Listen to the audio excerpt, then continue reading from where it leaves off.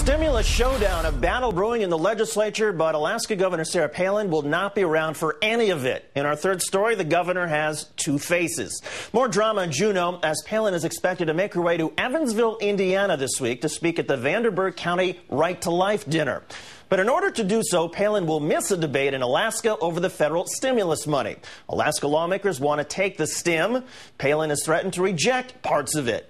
One Alaska Republican noted, there are some concerns in the Capitol about the focus of our chief executive because she's taken a speaking engagement in Indiana for a 36-hour period with only 72 hours left in the legislative session. Palin answered her critics at a media availability at her office in Juneau. I'll be gone for 1 day. I already have been on record with lawmakers on this. I told lawmakers, you know what, please don't make me feel that I have to ask you permission, lawmakers, to leave the capital city. Perhaps that answer would suffice if she hadn't already canceled her appearance at the GOP Senate-House dinner earlier this year, citing state business. In any case, Alaska Republicans are going a step further and have remarked to the Juneau Empire newspaper that even when Palin is around, she's not very involved, even when it comes to supporting her own bills. Palin fired back, explaining it's tough to judge lawmakers' quote, happiness quotient. We have a very good working relationship as far as we know with lawmakers. Our door is always open. We meet with them every single day. We're meeting with lawmakers. Maybe that, too, would have been okay had Palin actually shown up to a legislative meeting her office scheduled regarding the federal stimulus money last month. Palin then commented on her request for Democratic Senator Mark Begich to step down. Earlier this month, after charges were dropped against former Senator Ted Stevens, the Alaska Republican Party called for Begich's resignation. When asked about the state GOP's request, Palin replied, I absolutely agree. She's backtracking on that one, too. I didn't call for Begich to step down either. I said I absolutely agree that Alaskans deserve a fair, untainted election for their United States Senate seat. Joining us now from Anchorage, political commentator and contributor to Huffington Post, Shannon Moore. And Shannon, good evening. Good evening, David. So Governor Palin doesn't want Mark Begich to resign, but feels a fair election is in order. Which is it? And what about the last election wasn't fair?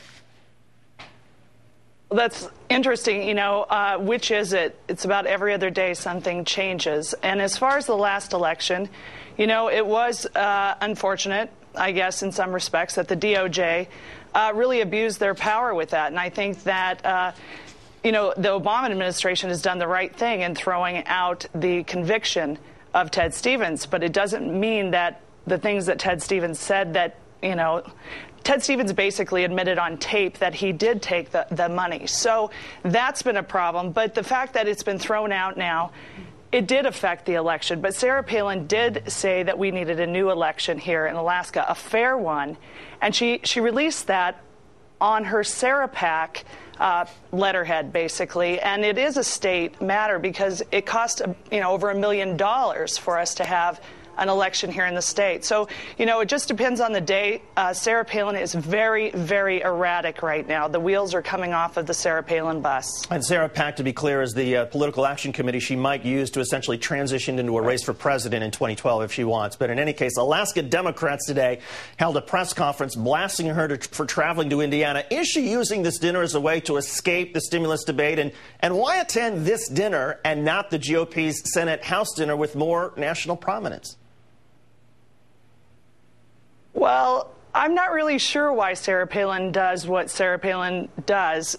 I would just say that, you know, her political ambition combined with her intelligence is much like putting a jet engine on a golf cart.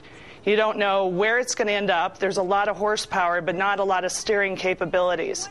So, you know, she did say that she could not possibly go to this GOP dinner because she needed to pay attention to state business. Well, that is in June. I believe it's June 8th. And the Senate, the House, the entire legislature is in recess at that point. Yet she's choosing to go and speak basically in a pandering move to her base, an anti-choice group.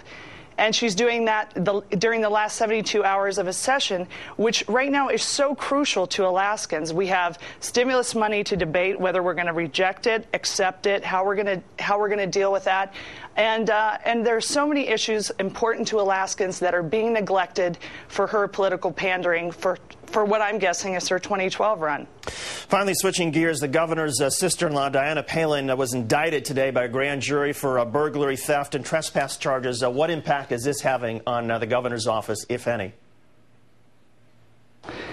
Well, I think everyone has had people in their family, my family is no different, that have made choices that hurt them and embarrass their family. And not everybody's family, of course, when the mistakes are made, makes national news. And I'm hoping that Sarah Palin's family rally around her sister-in-law and give her the support she needs to do the right thing and to take responsibility for the choices she made. I think that's really important to have when you have made bad choices in your family. But unfortunately, what I think this whole story is doing is that it's a distraction. It's a terrible distraction from state business and hurting Alaskans. Shannon Moore, progressive talk show host and blogger. And Shannon, thanks for your time tonight. My pleasure. Thanks, David.